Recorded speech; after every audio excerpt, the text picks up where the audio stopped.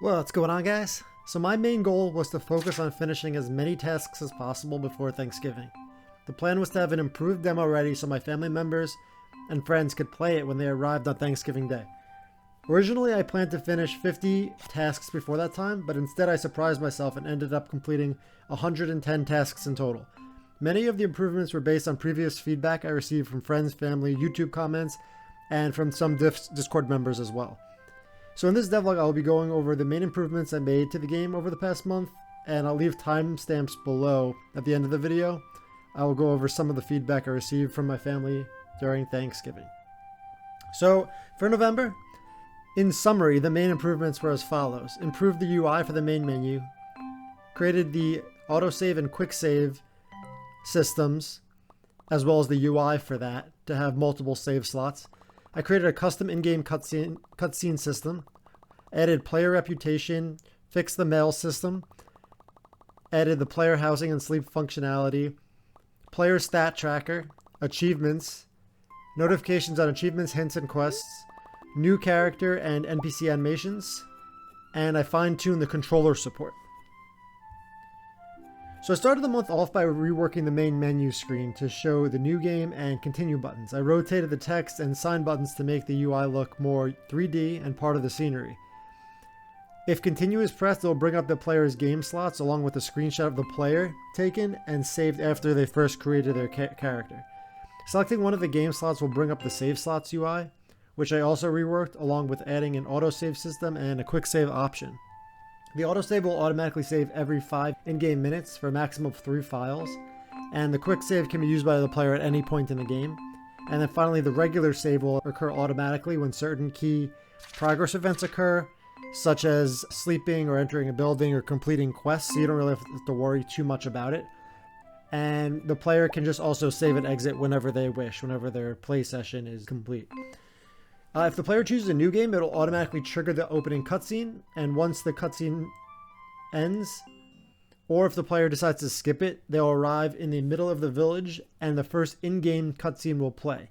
While Unity does have a timeline editor to create in-game cutscenes, I needed a bit more functionality for what I wanted, so I decided to create my own basic in-game cutscene, which works with the current dialogue system I have, and allows me to spawn NPCs which may not actually be in the scene prior, and still allows for certain animations that I want during the cutscene.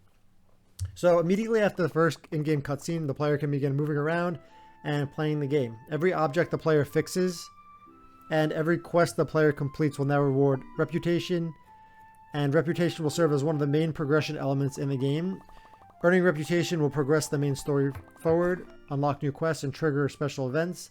And although the player won't really know the thresholds at the beginning of the game, they'll be notified in different ways once levels of reputation are reached. Main example of this is the new mail system I created, and the player may fix objects or help NPCs in whatever order they choose, gaining reputation, and certain NPCs may take notice and send mail to you. While some may be positive letters with gifts or gold or rewards attached, other letters may not be as friendly. To obtain a mailbox, the player will first have to fix the abandoned cottage. After completing this quest, the player will be rewarded with a home, a bed, and a mailbox. The home will use the same grid system as the village, allowing the player to eventually design it with new furniture, plants, and items they find along their journey. The player can sleep in their bed for 8 hours, and this will speed up crop growth and allow the player to reach a day or night more quickly. This may be helpful as some events may only occur during certain hours of the day or night. For example, some NPCs, insects, or animals may only come out at night, while most NPC shops may only be open during the daytime hours, and most NPCs will probably be only walking around during the day, while there be some exceptions. If you are a completionist, this is important as player stats are now being tracked as well. And I love games that track things like monsters killed, crops harvested, items gifted, or unique items found. And it's also important to know when it's the first time a player picked up an item, so a brief description can be shown upon pickup. Very similar to how Breath of the Wild handles it, relaying the information when needed, and you can just click any button just to get out of it. And it works pretty well. So finding the balance between helping the player versus annoying the player with hints and tips is my main goal.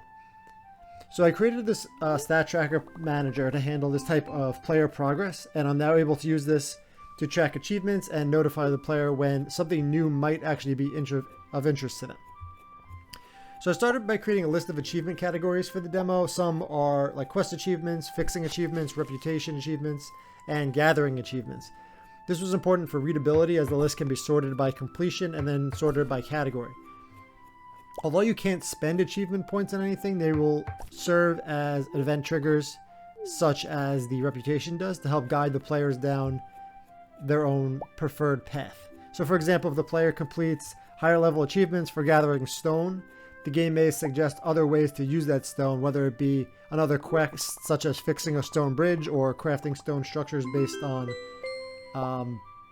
the amount of stone they have, or even helping other NPCs that may also need stone for their fixing or quests, and it'll direct the player accordingly. So I think that's pretty cool.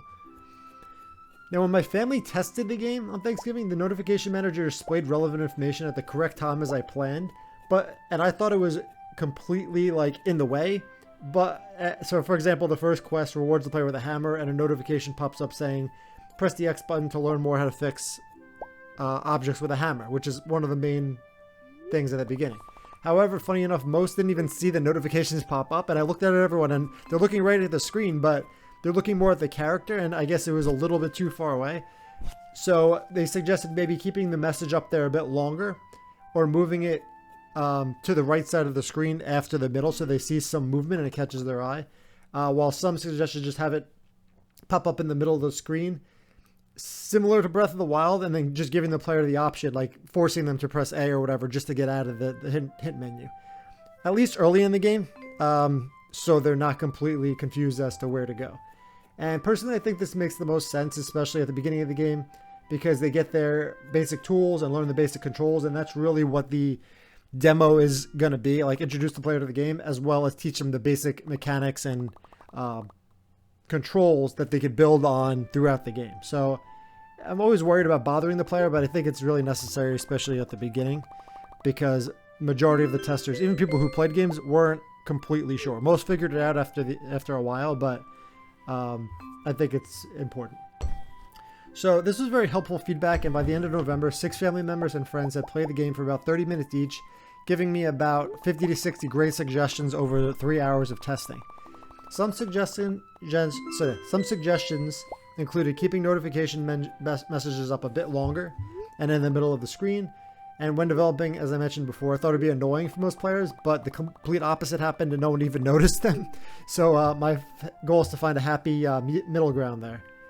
And everyone who has played the game had a lot of fun with the character creator.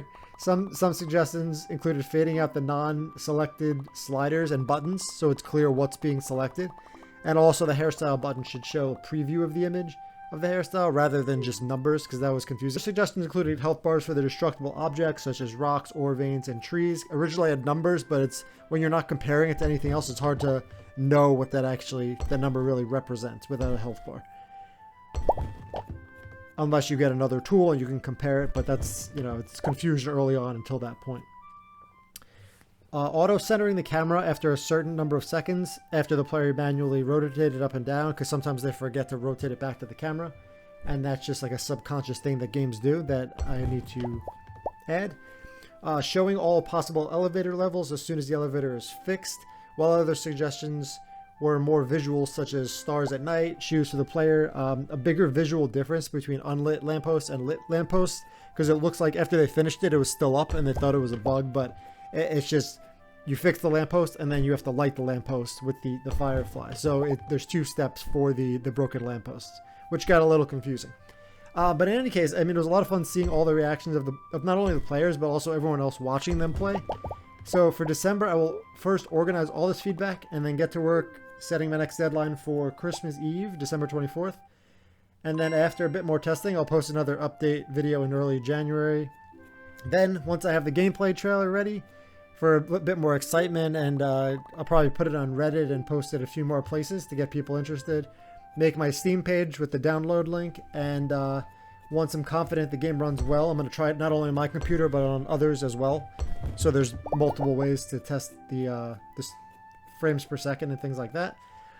I'll post another video again in January to show my progress and where I'm at. Then I'll be comfortable releasing it to the public. That's what my goal's been for 6 years. So thank you again for the support, and I'm excited to be so close to finally releasing the demo soon. And I'm happy people already had fun playing the small version of the game that I've created so far. So thanks again for the support, and let me know if you have any questions, comments, or anything. Thanks.